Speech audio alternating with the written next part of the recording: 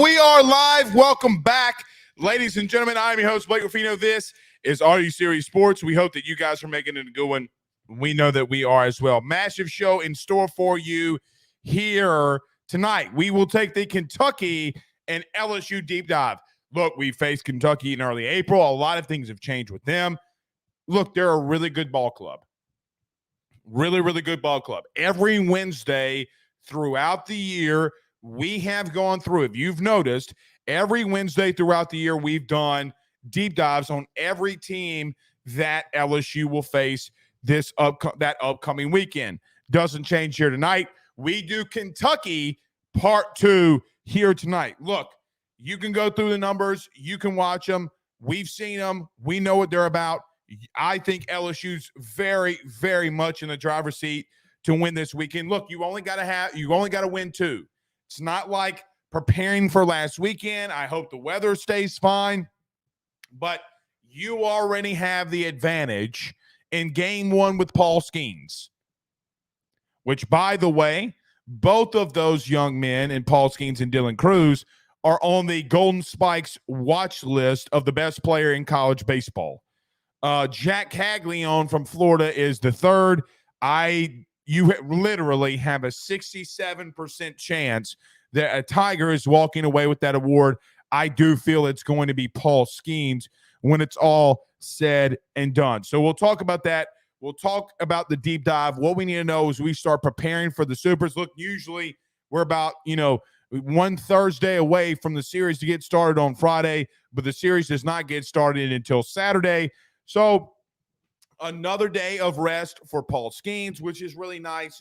We will talk in great detail. Ruffino's rants. All right. Okay. So listen, I don't mean this in a wrong way, but have you guys seen what's going on with Zion Williamson today? Have y'all seen what's going on with Zion today? Well, I'm just throwing it out there. My man has lost it. So listen, I don't really talk a lot about Zion, but today, adult film star Mariah Mills said the following things on Twitter, which this was just only one of like 100 tweets that she tagged Zion Williamson in. She said, "I let you spit in my mouth last week when you made love to me." She didn't say that. "And you told me you didn't even tell me you had another WH pregnant. How was that going to work with me moving to New Orleans? Did you think I wasn't going to find out?" She would go on to say, "I'm the reason that your big ass got back in shape."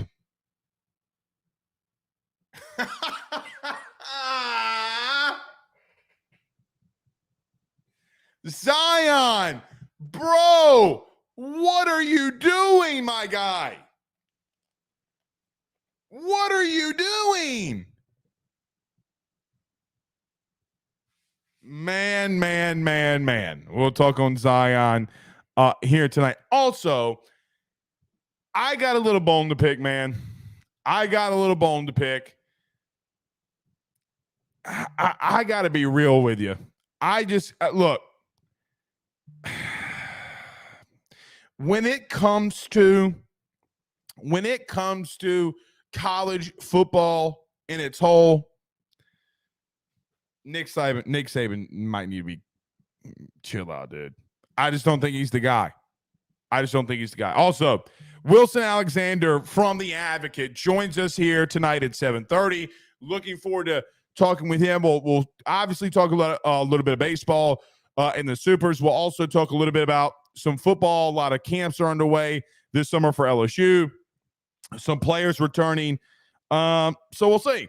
we'll see how that all transpires with Wilson, because we do have a lot to talk about. Glad that he's going to be jumping on with us. And also, one SEC team for football related things I'm really, really keeping my eye on.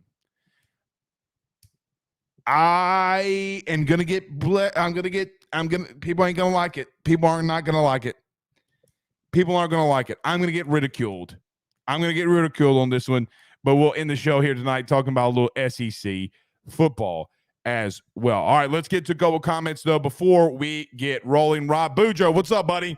Says he is the type of guy that will take maternity leave. No question. He said we need to trade him. I don't know. I wouldn't blame you. Alex on Facebook says, can you tell me what he is doing screwing the Pelicans out of their money?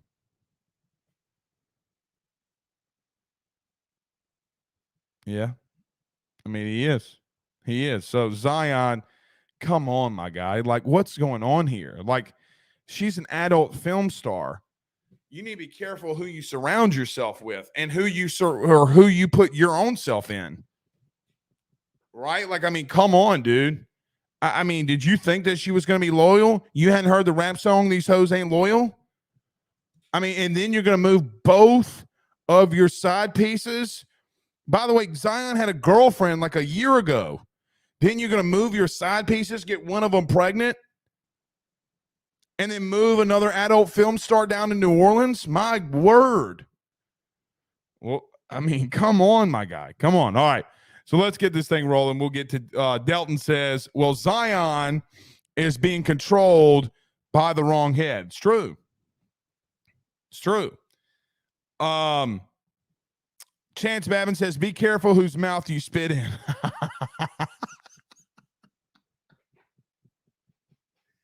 I just want to know. So listen, I just want to know how that conversation happens. That's what I want to know.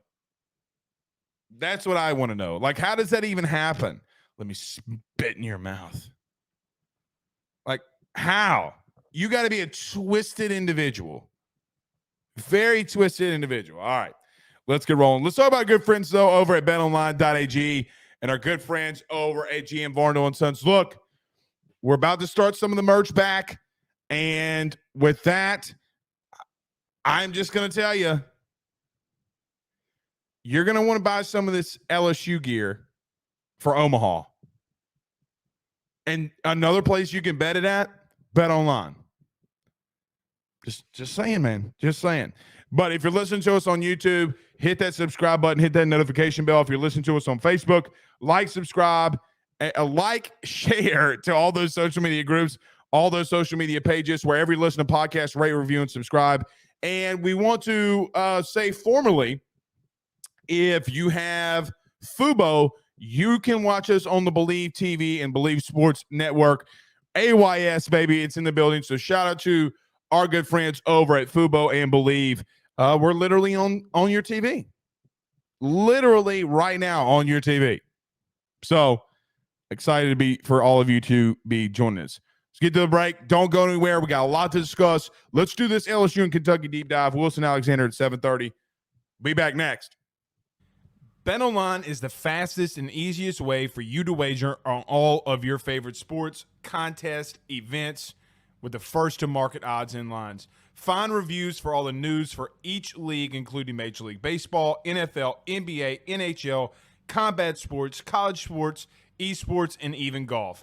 BetOnline continues to be the top online resource for all of your sports information for live in-game betting, props, and futures. Head on over to BetOnline today and use your mobile device to join and make your first sports bet. Use our promo code BELIEVE50, that's BELIEVE50, BLEAV 50, to receive your 50% off welcome bonus on your first deposit. That's betonline.ag, betonline.ag.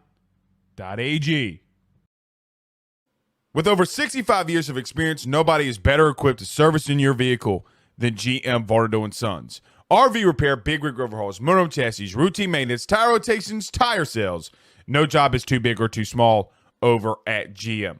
If you break down the side of the road in the greater Baton Rouge area, they will come and get you. And the best thing about that is that they can come and get you, and then they can bring your vehicle back to their shop and start the repairs right then. Again, GM Varno and Sons, go see them over at 2500 Fuller Boulevard. Give them a call at 225-664-9992, 225-664-9992. Tell them your good friend Blake Ruffino sent you on by. Back. Here's a great question from Doug Knows. He says, not to jinx anything, but we coming down Saturday. If the chance of rain elevates, do you think, Blake, that Paul Skeens starts? It's a great question. It's a really, really good question. Look, at this point, what I would say is I really do think that Jay, after he maneuvered and did things like he did last week, I think he kind of knows what he's doing, right? I think there might be a reason why they pushed it to Saturday. I really do believe that there's a major reason why they pushed that game to Saturday. It's not because, well, LSU played on Monday. There's a lot of people that played on Monday. Florida played on Monday. There's a lot of people that played on that Monday slate. When TCU and Arkansas played, that's not really an excuse. I think Southern Miss played. They had to come out of losers bracket. Like, that's not really an excuse. But I do think it's something that we do need to monitor. What do you do there? And let me just be open, because the last time that this happened, I just didn't understand, but I also didn't really factor in weather, and Jay obviously did. Jay obviously factored in weather when it came to what was going to happen. I'm sure he will do it again for this weekend. But if you think you can get through at minimum 7 innings through a game, you start Paul Skeens. You start Paul Skeens, right? Because there's just not any way that you go out on Saturday and not start him, unless obviously you don't want to stop and start him again. Maybe you can throw Ty Floyd and Thatcher Hurd in game one if there's going to be weather issues like you did like what happened in the first game against Oregon State. I could obviously see that happening. But yeah, I mean, if you are ready to roll, I mean, and I don't even know what the chances of rain, I mean, I guess we could Google it very quickly. Weather in Baton Rouge on Saturday. I really don't know. Let's see. Well, there is a chance of rain. 19% chance of rain during the day. Obviously, they don't really give you the times, but saying that there is Saturday on the 10th. No, that's Friday. Saturday on the 10th, it is 50% chances of rain. So, UV index extreme, humidity 63, winds 8 miles an hour. So, yeah, maybe. So we'll have to monitor that.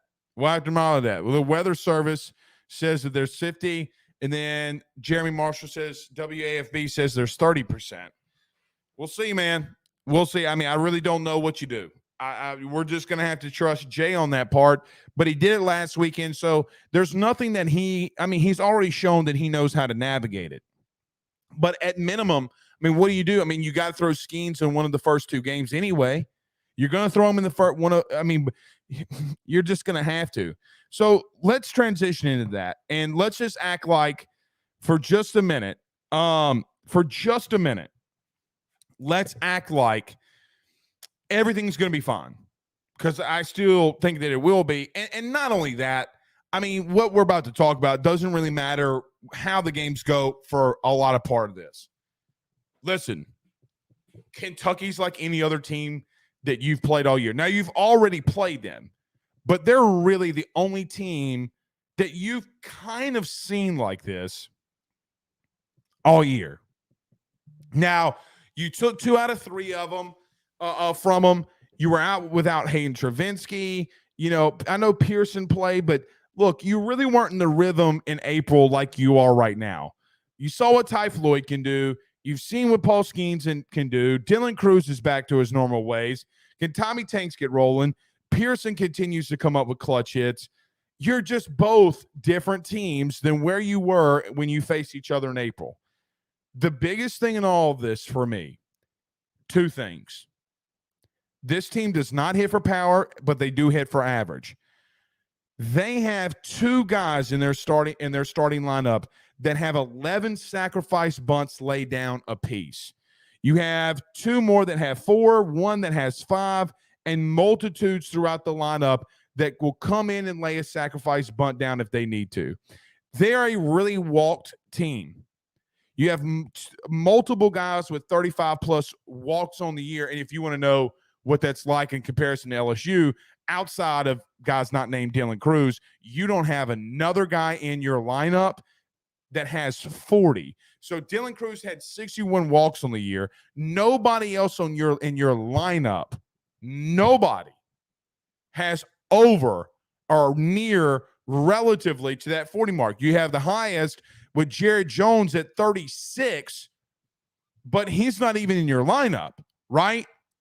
He's not even close to getting back into your lineup at the current moment. So my point in all of that is this. The three things that you got to defend against. They steal a lot of bases. If you not if, but when you put runners on, you have to be disciplined and sound defensively. Because they will put pressure on you. Multitudes of times in that Saturday game, especially when you lost against them, and even into Sunday, runner got on, they're bunting. And there were times that you did not defend it well. Tommy Tanks at times had some issues. Jared Jones had some issues, but he's not there. It's Trey Morgan. But let's not act like Trey sometimes won't come off the hinges on something. You're just going to have to be really sound defensively. But I got to tell you, for me, I look at what this team has in relative to what you will see on the mound. Ryan Hagnow has 20. Not Ryan Hagnow. Zach Lee has 40 starts on the year, or 14 starts on the year. He's one of the guys you're going to see. He's got 3.75 ERA, which is pretty damn good. You got Mason Moore that you're going to see. He's their best guy out of relief. He's lights out. But, man, I think LSU can really hit this pitching staff. You can really do some things against this pitching staff. You just got to stay hot. You have to stay hot. Find ways to generate runs. I'm not going to say it's going to be a lot like last week. I think that their pitching staff is a lot better than Oregon State's is. But they just have a couple dudes. And after that, it's like rolling Riley Cooper out there, buddy. It really is. And you saw that.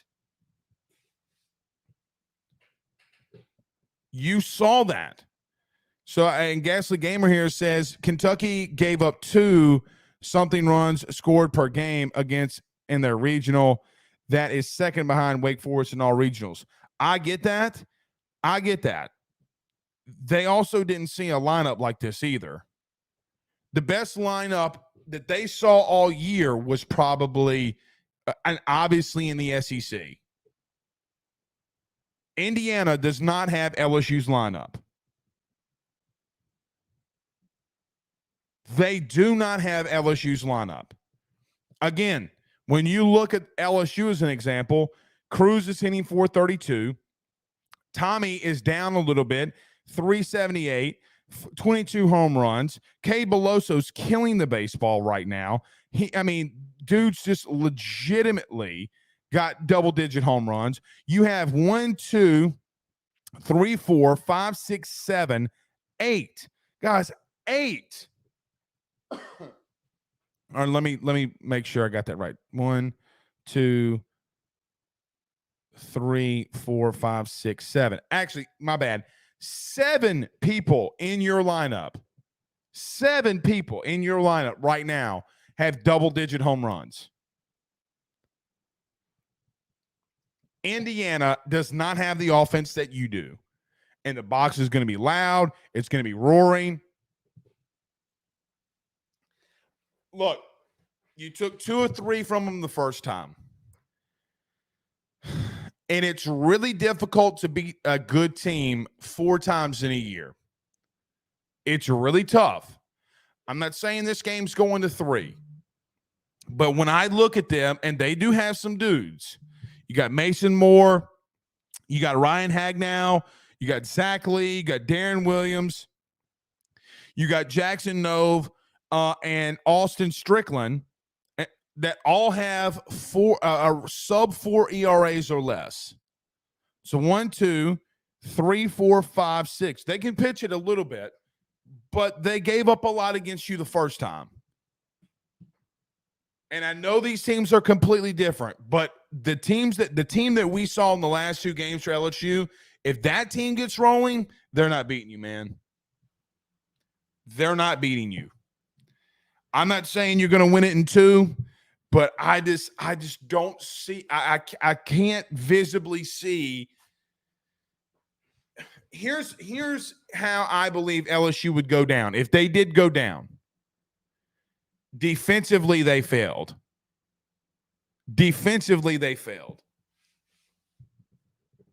If I see Kentucky going to Omaha and taking down LSU, it's because LSU defensively failed. I just don't think LSU's that bad enough defensively. And quite honestly, in April, Thatcher Hurd threw against Kentucky in April. He got smashed. Are we confident right now that if Thatcher Hurd went out there against Kentucky, he couldn't shut them down? Because I will tell you this. You saw a better offensive team, well more an organized 9 that you will see from opposing hitters in Oregon State than you did in Kentucky. Like, let's get real.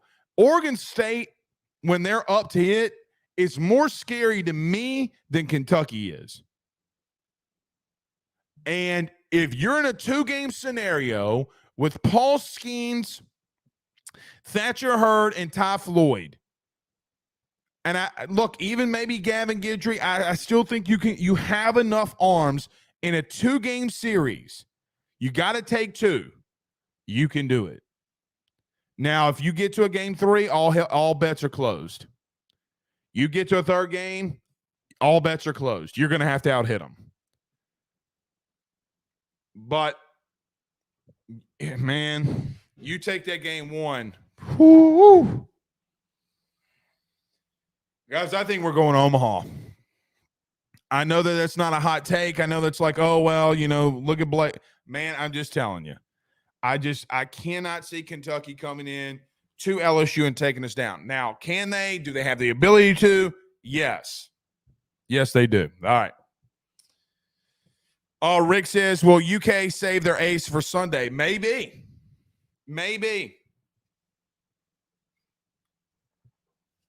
But I'm going to tell you, if Mangione does that,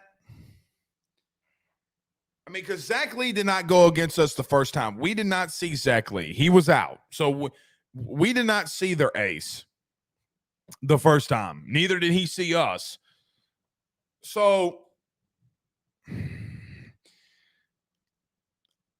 I don't really think it's smart to go against Thatcher Hurd and Ty Floyd right now either. Right? Like, I don't think it's smart for them to go against those 2 dudes either. I mean, I have a lot of confidence in Thatcher Hurd and Ty Floyd, because the truth is Ty Floyd's not going to come out in the what was it, guys, 3rd or 4th inning again. That's not going to happen. Unless you have, external circumstances that are doing that. Man, like, I really want to come out here and say that I think you win both opening games. Like, I think you win the first 2 games. But Kentucky's a really good team. Like, they can put a lot of pressure on you. I just think you're better. I think it's not that you're better from a hitting perspective. You're just so much better and light years ahead of where you were in April on the mound. You had Paul Skeens. And look, here's the truth. I say that about their offense, but in recapping what happened in that weekend series in April, that was Paul Skeens' worst outing of the year. He gave up 5 runs. Like, it was his worst outing of the year. By far his worst outing of the year.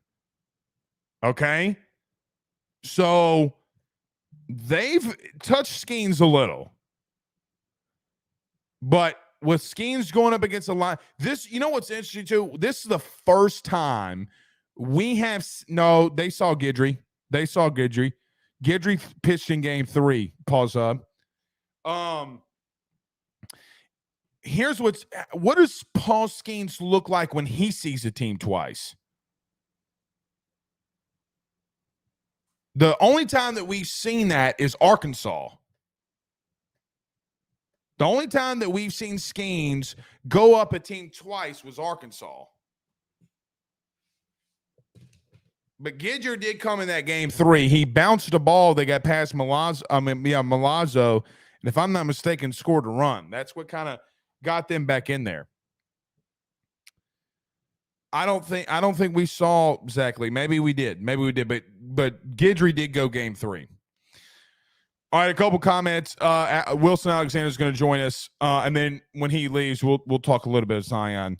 Alex does say, so you think they don't have their best against Paul and just concede the loss? No, I mean, man, winning game one's a massive thing. Winning games one's a massive thing. Rick says Skeens Saturday, Hurd Sunday. No, I think no. If Skeens goes on Saturday, then I think you got Floyd and Hurd on Sunday. I think you saw exactly how Jay's going to do it. And let me tell you this: if you go to a game 3, I would not be shocked in the slightest if he goes to Riley Cooper again. Gasly Gamer says we have 8 players on the roster with double digits home runs. Yep. Cruz, White, Travinsky, Beloso, Dugas, Jobert, Thompson, and Jones. That's right. But you only have 7 that are starting. Jones is out. And like I was saying, the only time that we've seen Skeens go up against a team twice in 1 year was Arkansas. And the second time Arkansas in 1 inning got a hold of him. Now, as Jay said, there's no chance in Rudy Poo blue hell that in the normal circumstances he would have taken Paul Skeens out in Arkansas against Arkansas. So maybe you would have won that game if Paul Skeens not been on that 85 pitch count. He ain't gonna be on 85 on Sunday. I mean Saturday or Sunday, depending on rain. That ain't gonna happen. As they say on Beauty on the Beast. Trust me, I've been having to watch Beauty and the Beast. If you got kids, man, I'm just telling you. You know who? That's such a bad segue. I was trying to make a reference to how great our next guest hair is. I'm like, you know who doesn't have hair like a beast? But that's like so stupid. You know, so stupid. All right, so let's get to our good friend Wilson Alexander from The Advocate. Let's talk about our good friend Tyler Alexander, our new guy. Killing in real estate. We're back next with Wilson Alexander from The Advocate. Stay with us. He will sell your house and find you a new. Well, Tyler's the man, he's here for you. If you want to buy or sell, well, it's not too late. Dial 955-0008. Just call 955-0008. Y'all call Tyler, he'll shoot you straight. Tyler Alexander is a local realtor right here in the Denham Springs, Louisiana area, and he services the entire South Louisiana area as well. Tyler is ranked in the top 2% of EXP realtors in the entire state.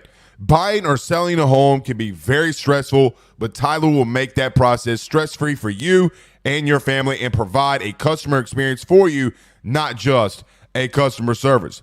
Give him a call or text today on his personal cell, 225-955-0008.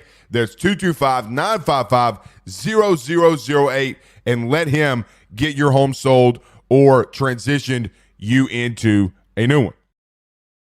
Wilson Alexander from the is joining us. Wilson, my man, what is happening with you tonight? See, I was going to make a bad segue, Wilson, in reference to your hair. You know, my son's in here watching Beauty and the Beast. I mean, come on. Like, I was just trying to say you got great hair. You're back. You're with us. What's up, dude? I like the segue. I think it's perfect. Okay, see, it's not that bad. I mean, I didn't think you would be offended, but, you know, just in case, I'm not trying to call you a beast. That's all I'm trying to say, okay? You can make fun of my facial hair. That's probably what you could have counteracted with. All right. Wilson Alexander from The Advocate joined us. Wilson today, Paul Skeens and Dylan Cruz on the Golden Spikes watch list. 2 out of 3 with Jack Caglione as the other guy on that watch list. Who you think it's going to be? Like, if Wilson Alexander had to put all of his chips in the center of who is going to be the Golden Spikes Award winner, who is it going to be? Not Jack Caglione. All due respect to him. He's a great player. I don't think it'll be him. It kind of surprised, part of my gut suddenly sort of feels like maybe it'll actually be Skeens because he won the Collegiate Baseball, National Player of the Year award. But I feel like it's going to be, and so that sort of like messes with my thinking a little bit, but I just feel like stuff like that, I feel like it's going to be Cruz. With the year he's had, the career he's had, I know it's just a 1-year award, but just the whole link, look over like the 3 years that he's had, I feel like he's very deserving of something like that. Skeens is too, but I would personally, if I was having to give it to somebody, I would give it to Dylan. I've gotten pushback on this, and so I ask you. Over the last 2 weeks, I've been quote tweeting and tweeting #retire3. If that man wins the Golden Spikes, I don't care what they do in the postseason. I mean, it's.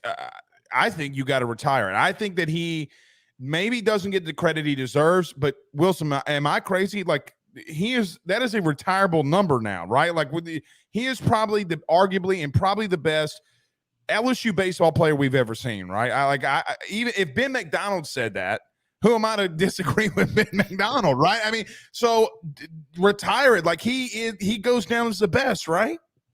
It's funny that you say that because our columnist Scott Rabley is kind of working on a column this week, kind of about that. Just Rab has been around; he's seen all of this. He was here when Ben McDonald was here. He's seen all these 4 years of LSU baseball, and he's kind of thinking about a column this week about it. That very question: is Dylan Cruz the best LSU baseball player ever? There's so many good ones: Ben McDonald, Todd Walker, but I think that 3 could should probably get retired. I wonder.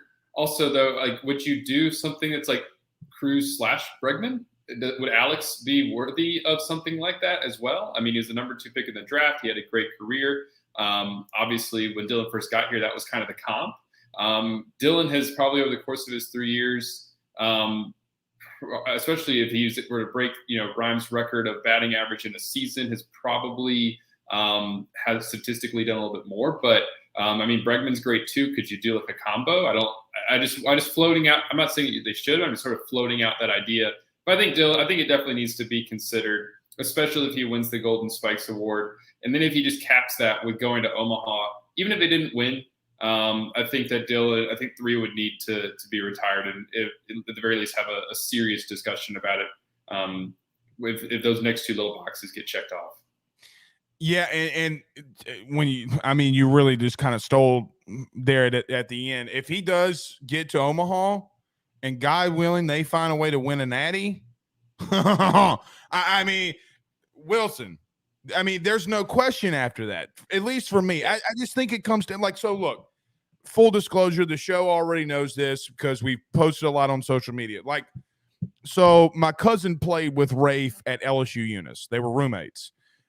Rafe was in his wedding when we went to his wedding in January. So we're on our way to the wedding, my cousin Evan's wedding. And Rafe said, look, dude, a lot of mine was luck, but Dylan's 400 is going to be not luck, right? Like it's going to be skill. Like I was swinging with my eyes closed. Okay. Like this man's openly admitting at a wedding that he's swinging with his eyes closed on some of these and just finding base hits.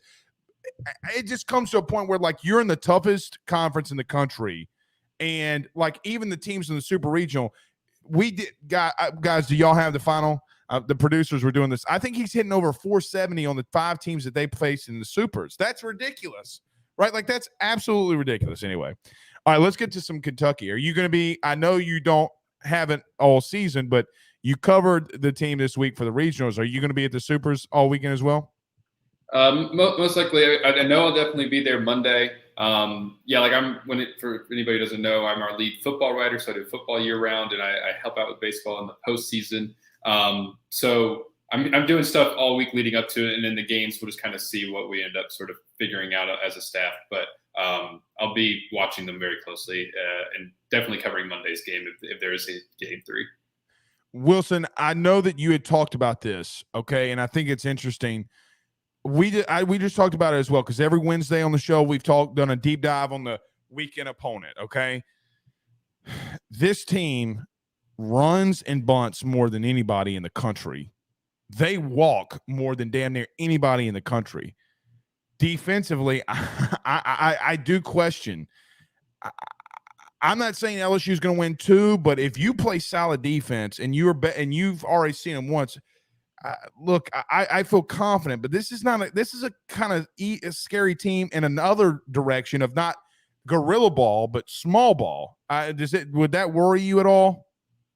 Maybe a little bit. I mean, if we look at this matchup is kind of fascinating to me because it's 2 extremely contrasting styles. Like you said, LSU has all the power, the slugging percentage is really high, but Kentucky its on base percentage is high as well for a few different reasons. It draws walks, it gets hit by pitches, and all those things. But Kentucky, like you said, they manufacture, and they're going to put pressure on a defense. Kentucky, it's funny. I'm hinting at a story I'm going to do later this week. Leads the SEC in getting hit by pitches with 130. It got hit 25 times during the regional, 9 in one game. They are going to wear it, and you as a pitcher cannot go inside because they're just going to turn and take it. And then once they get on the base, like you said, they lead the SEC with 120 stolen base attempts. They've got 91 or 90 steals, which also leads the league. And then they've got 55 sacrifice bunts. And they're just an experienced team that's, as LSU's players said today, they're scrappy. And LSU is going to have to be really on top of things defensively, which if you look at this LSU team over the course of the year, if there's a concern, there's, some issues sometimes with fielding percentage and a little bit of defense that can get sloppy at times. Right. LSU's going to have to really be on top of that. That, to me, is the key of this whole regional. If LSU, 1, doesn't issue free passes, and then 2, when there are guys on base, plays just really clean defense. Hayden Travinsky, is he back at catcher, or do they go with Milazzo? Questions like that. Obviously, you have to have Travinsky's bat in the lineup, but to finish that thought, if LSU plays clean defense, I feel really good about its chances to beat Kentucky, but you have to be able to do that because that's how Kentucky wants to score. Yeah, and here's the thing, Wilson, you can't take Beloso out neither, right? Look, Jay's got a fantastic problem, okay? A fantastic problem in reference to bottom line, like – at worst, Travinsky has a little issues behind the plate that he did, but Beloso's, he's hitting 333 for a reason. Dude's mashing the ball right now. So we'll see. You think Skeens is going Saturday? Barring weather, he has to, right? Like, I know that weather might be an issue. So do you see any scenario that he doesn't go on Saturday? Only if Jay consults his underground weather sources again and gets word that Saturday's game is going to get rained out or have a massive delay. What does that mean, underground weather sourcing? I don't know. I would love to find out. I don't think Jay would say. But, probably people that he knows who are, have an eye on the weather and give him a good indication what to expect. But we're not going to get, obviously, as Jay keeps all that close to the vest, we're not going to get a clear answer on anything related to his pitching decision until, an hour and a half before first pitch. But, yeah, barring something weather-related, he likes Skeens in that first game. Of course, we saw it just in the regional, just to get LSU off to such a good start. And especially because if you can pitch him, you go and take game 1, and all you have to do, you put the pressure on Kentucky. All you have to do is win one of the next 2. Your pitching staff's kind of coming around. LSU would be in a really good position. You start to get a little uneasy if all of a sudden you're maybe lost game 1. And even if you have Skeens on the bump, game 2 is a must win. You don't want to necessarily be in that spot if you can avoid it. So I think Steens will pitch Saturday, unless, like we said, there's weather that just necessitates moving him. Wes Johnson going to Georgia. I know that you've said on this platform, obviously you're from the state. I kind of thought, so Wilson, we talked about this on the show for about 30 minutes after LSU played Georgia.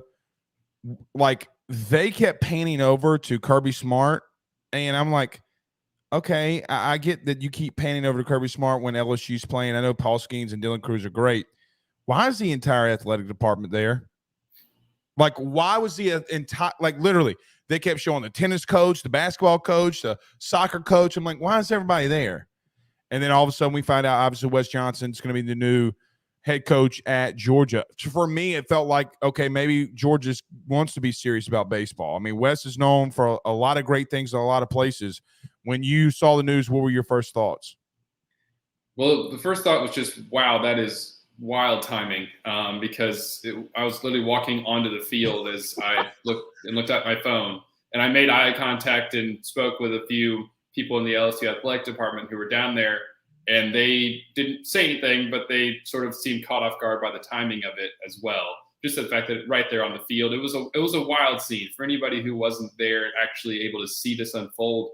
LSU had its typical team meeting in right field and then let the players disperse. But as it was having that team meeting, you could tell that word was starting to get around. There was an assistant staff member who pulled out his phone and showed Wes his phone, which it was talking about Georgia, and you could see Wes's reaction that he was upset, certainly, that was happening right at that exact moment, because it was supposed to be about LSU clinching a regional and advancing, and instead it got suddenly overshadowed. And so then they had to bring the team back together in right field really quickly as players started going to the locker room, bring them back up so that they could talk and hear it from the coaches before they got to their own phones. So my reaction was just sort of surprised that the timing was what it was. Wasn't necessarily surprised that at some point Wes would want to go after a head coaching job. Georgia is an interesting place to do it because there is a lot of baseball talent in the state of Georgia, but it's a lot of baseball talent that Georgia itself has not always been able to access. That is a program that could be competitive if it wants to invest in baseball, but it just hasn't really spent the money on it. And maybe Wes Johnson can go and do that over there, but he's going to have a little bit of an uphill climb because Georgia as a baseball program has just never been one of the elites. Could you imagine Bear Jones and Charlie Condon on the same team? Like, yeah. That would be my point. Like, I mean, I think that if he recruits at somewhat of a moderate level, he's going to be fine. And I think that he will do that. You talked about the timing. I want to circle back to that. Were you shocked that Famil broke it? And look, all that is what it is. But why do you think Georgia gave or he got a baseball scoop? Like, what was the message being told there, in your opinion? I really don't know on that. I mean, as reporters, sometimes we, because of connections that we have, are able to get news on beats that we don't necessarily cover. Pete, of course, covers college football primarily, but that gives him, as a result, he's got contacts with administrators throughout the country who are also making decisions in other sports. And so, that happens sometimes on the national level in particular, where they're able to break news on sports that they don't necessarily cover because of the contacts that they've built up over the years just across the athletic departments. And look, I know that he's national and we're not. I get that. That'd be like me coming out here saying sources, Alabama XYZ. Like, you know what I mean? Like, I was just so taken off guard by, like, so I got sent it, and I'm like, all right, let me make sure this isn't a spoof. Like how people create. I'm like, Pete Thamel ain't tweet this shit. Like that didn't happen. And so I was like, oh wait, well this guy's got 1 million followers. So I'm like, okay, well it must be really him. Anyway, transitioning to football though, I want to get to this with you. Brian Kelly had the gold. Forgive me, I know it was the charity event, but were you out there last night for the charity event by chance? No, I didn't have access to that. Did you see Brian Kelly tackle the dummy though? Yes. Okay. Of course. So listen, this man looks like he's having fun, right? Like, I mean, hey, this man looks like he's having a little fun. I mean, he's kind of letting his hair down a little bit, right? I mean, that looks very spirited by the old ball coach. These are sides of Brian Kelly that have sort of come out more since he's gotten to LSU. You hear players talk about him being sort of joking, and he's got this, dry sense of humor that comes out in press conferences. And it's stuff that I talked to recruits about this last summer when they were first coming down to LSU, how many of them were taken aback by Kelly's personality, because they were used to, part of it is just the way you perceive Notre Dame, and looking at him for so many years up in South Bend as kind of this red-faced yeller, which he still is. But they were always taken aback by his humor and sort of his the way he was able to relax around them.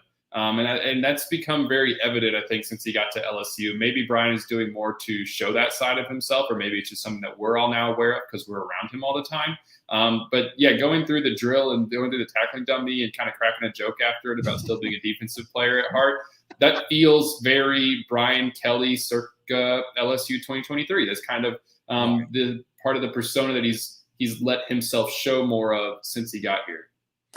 Wilson, everybody's reporting they had day one of summer workouts, and this man's out here tackling a dummy, and so I'm just like, my man, you know what it feels like to me. And look, I'm not trying to make some underlying issue a bigger thing. I think he knows he's about to be really good, right? Like, I get the feeling that he has an understanding, like, hey man, because look, last year he was a little bit more calculated with stuff like that. Yeah, like the gritty thing came out, whatever. He made a couple jokes, but after a win, that Monday morning press conference, he'd come in there, and he'd make a little joke. Good morning, like, here's the jar. Like, he comes in with the jar, whatever it was. I don't even remember. It just feels like that I kind of feel like he thinks he's going to be good. I don't know. What do I know? Transitioning to football, though, for real. Trey Bradford is back. Thoughts on that? I mean, just general overall depth thoughts. I mean, I don't know. I don't really know what to make of it all, really. On the surface, I don't think that this is an addition that is going to really change the course of LSU season in any way. He's pretty far down on that pecking order. Blake, you might know, I actually don't even know where he was during the 2022 season. That's still honest, something that's very unclear to me. I have no clue. That's something that is still unclear. And he probably, I don't think he was playing for last year. And so this, LSU, the running back who came in to actually play and address LSU's depth concerns that had kind of come up just because of Emory's status and Armani Goodwin's status being a little bit up in the air right now, was Logan Diggs. Logan Diggs is going to be the one who's suddenly now getting a bunch of carries and possibly RB1. Right. Trey Bradford's on the roster, and maybe he can add some depth, but LSU's got plenty of it at running back. One thing that I do think this would do is because of him coming back to LSU, I believe LSU would get an APR point back, which would help them in a situation where they need those because of what's taken place over the last few years. And so, he's back, but I don't think it's something that you're going to see really affecting LSU's 2023 season. Agreed. I mean, it just. Did you see the footage of Caleb Jackson from Baton Rouge? I mean, bro, his bicep, like, did that dude put on weight? I mean, because that dude's biceps looks like I don't even have anything in the studio to. I mean, it's mad. I mean, the dude's put on serious muscle. I'm like, okay, well, hey, I know y'all say y'all got running back problems, but that little kid can run. I mean, we know you already ran a 10.6. You got depth there. But you know what was interesting to me? The video that LSU released, they showed the entire offensive line. If you noticed, it was Jones, Campbell, the kid from Maryland, Mason Lunsford, Charles Turner, all in a line. And I'm like, why is the entire potential first team O line up front? I know I'm petty with stuff like that, but he's here and he's working out. It's kind of interesting to see that, like, all the linemen in a row. Did you make anything for some of the things LSU had kind of been publishing with the workouts or anything from this week? No, at this stage, I don't take too much stock into that. That would be more significant for me once they get to preseason camp. At this stage, they're all running and lifting, and you get a sense of, I think, guys' character in some of these. Like Mekhi Wingo started to really emerge as a possible dude last summer with the way that he was working out. Yeah, he won And like then that you actually saw Hercules it. award or something, right? Like he won the summer workout award, did he not? Yeah, he did, and I don't remember that's the exact name of it, but like that's essentially, yeah. You might be right. I just don't remember the name of the award, but like he was recognized in that way, and then obviously he had the season that he did stepping in for Mason Smith, and so it was kind of a predictor in that way. But in terms of like who's going first and what lines, and like is that actually going to be the first team O line? I don't think there's anything to it at this point. Yeah, it just, I'm like, why is it's just the small things. And look, at this point, we're searching for stuff, right? Like, come on. I mean, at least I am. I'm like, I'm itching to get it back. Last week, SEC spring meetings, and it was determined 8-game conference schedules for now. I'm on Wilson, I don't know where you stand. As a fan, 9 games, okay, cool. On the other hand, I don't have to play Georgia once a year. I don't have a situation where I'm playing Georgia, Tennessee, and Auburn in the same year, or LSU, or A&M, or whoever. I kind of get it. Don't get me wrong. Again, I want it, but at the same time, I'm like, did y'all really think that half the league that's got to play Alabama, LSU, Tennessee, and Georgia were going to say yes to this? Because they didn't. I guess. What did you think about the SEC staying at 8 games? Well, I guess for it made sense based on just hearing in conversations and that have been had with people leading up to SC meetings that was going to probably be the outcome in the end. There wasn't enough agreement throughout the conference to get to 9 games. It seemed like the temporary solution was going to be what the SEC came out with there in 2024, and obviously that's what they did. And just exactly a week from now, we're going to have the exact opponents that every team will play within the SEC. Next season. That'll be announced in the SEC Network on June 14th. Right. But one thing to, I think, note about the whole strength of schedule debate that I think is getting maybe a little, because I feel like it's potentially getting overblown. Obviously Nick Saban coming out and saying that, he didn't like the 9-game schedule because Alabama was going to get LSU, Tennessee, and Auburn, and that felt like a competitive advantage. Well, the way that teams are going to cycle, even though you might always have those 3, and that is tough, you're also maybe going to end up in a year where you have like Vanderbilt and Missouri and like another bad team of some kind. I don't want to call anybody out, but Florida's down. Like Florida's been down. Yeah, because even with 8 or 9, you're going to have, so say it's 8, it's 1 permanent, 9, 3 permanents. Everybody else is going to rotate, and you're going to play every team twice in a 4-year period, once at home, once on the road. Either way, it's going to be cycling through the league at a rate that they haven't before. And so I think that those competitive balance, strength of schedule conversations are going to kind of work their way out based on, even if you have maybe some really tough permanent opponents, well, that also means that more often you're not going to have the other hard teams like cycling through, you're going to be playing the teams that are maybe not as good, like a little bit, they're going to cycle through just as much. So I think it works itself out. Yeah, it definitely does. And you're adding 2 teams and you're staying the same. That's the part that doesn't make sense to me if you want to talk about that. But here was the only, and I know that me and Josh Pate had talked about this when we had him on. And I stand by this argument. Wilson, if you're a head coach, regardless if you're Nick Saban or if you're whoever, Brian Kelly, whoever, what schedule would you want? Because it's not created equally. Would you want to face Georgia, Tennessee, Chattanooga, Rutgers? And by the way, you are 1-loss team going into a playoff, trying to get into a playoff, or would you want to face, Northwestern, Nebraska, and Michigan? Like, even though you're playing 2 FCS opponents, like Georgia still weighted, like you're probably going to lose that game. Like, so I get what Kentucky's talking about when they say, hey, look, instead of us going 8-4, we'd rather go 9-3 with the potential to make the expanded playoff next year. Like, I understand that part.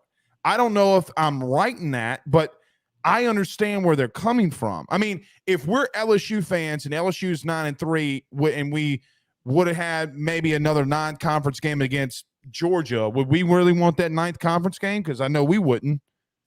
I understand it, I guess, this, if that makes sense.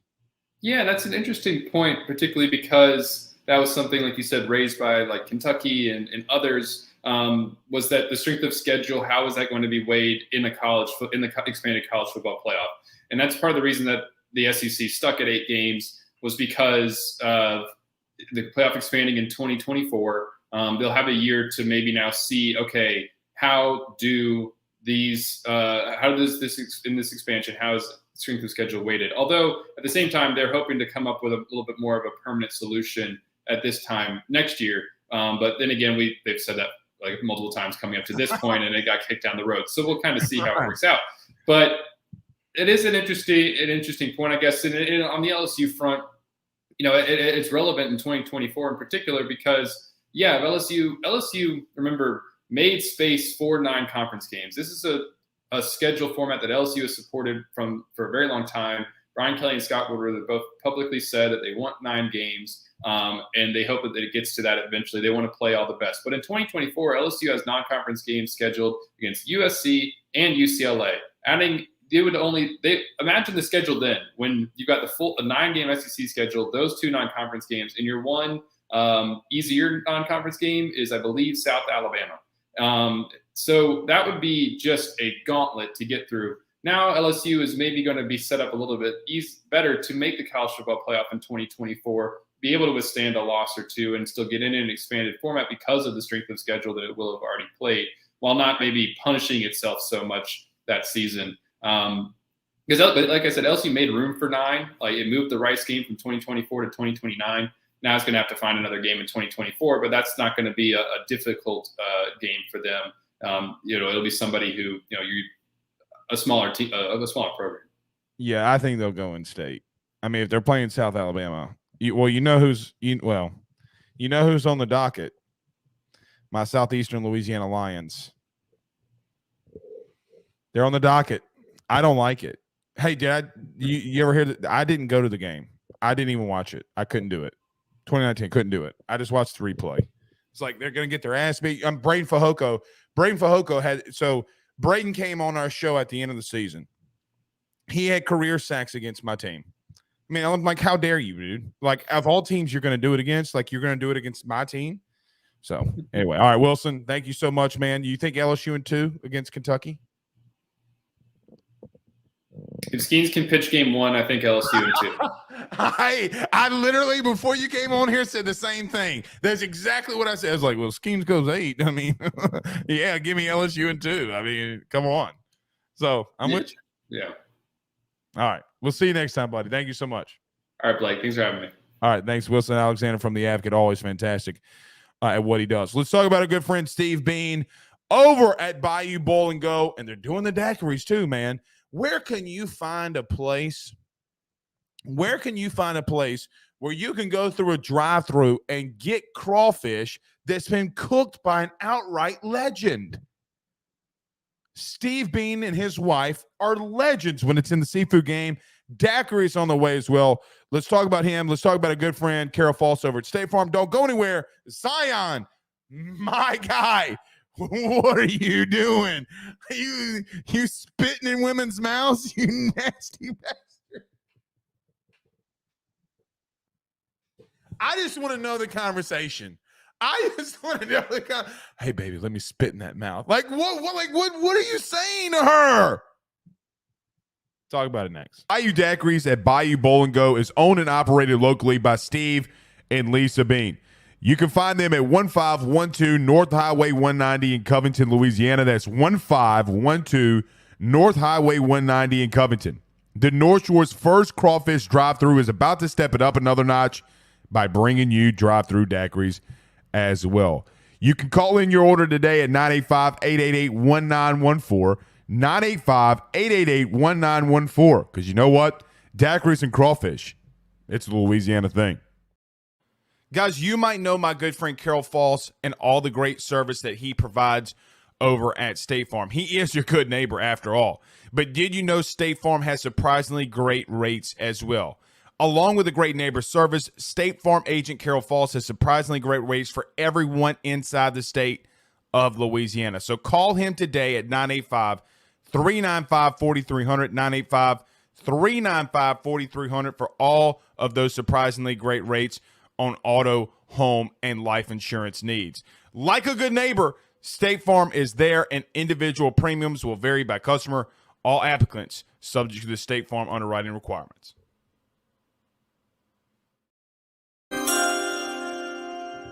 Zion. Listen, I already said today already, and I said on this show what Zion is being alleged of doing. So let me just say this.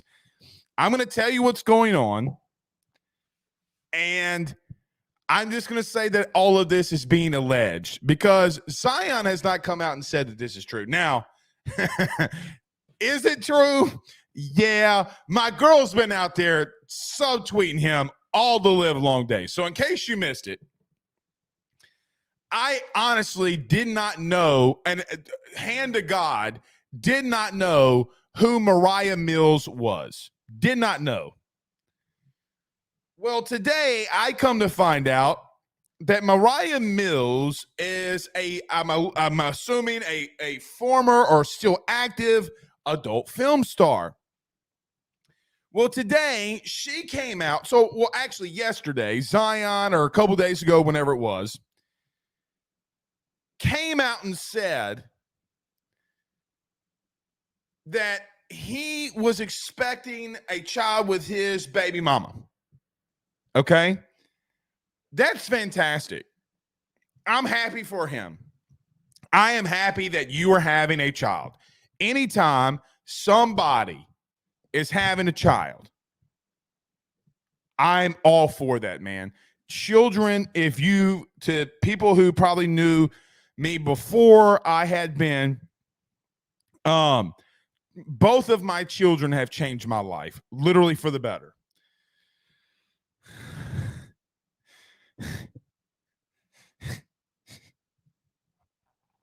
But Mariah Mills, the porn star, came out today on Twitter and said the following about her and Zion Williamson.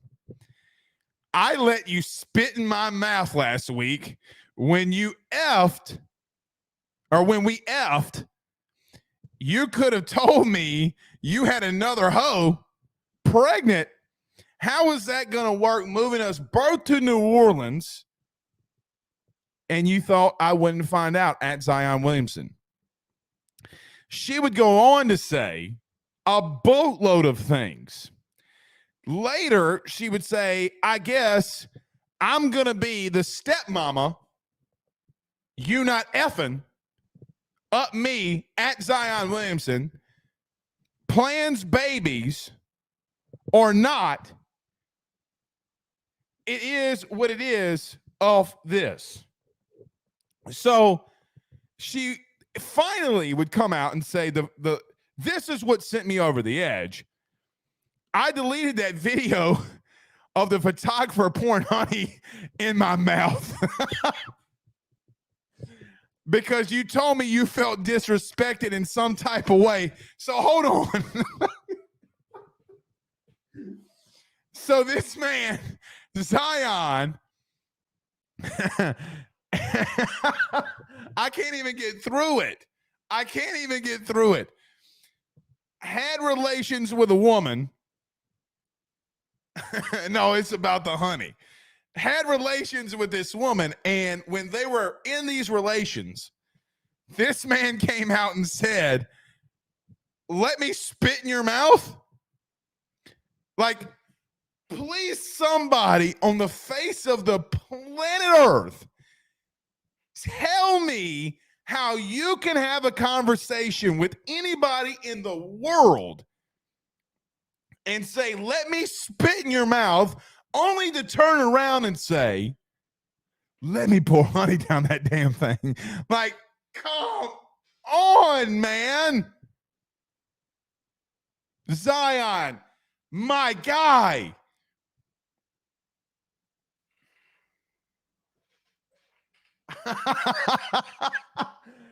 Zion, I mean,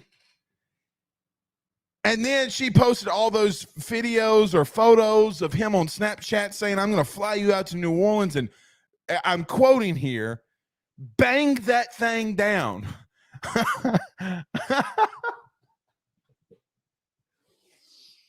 It does lead me to this, though. It does lead me to this. Zion's not in the right mind frame. I know that his personal business should not account for me saying anything about, him on the court. And in today's world, nobody that has a decent following has literally any personal space.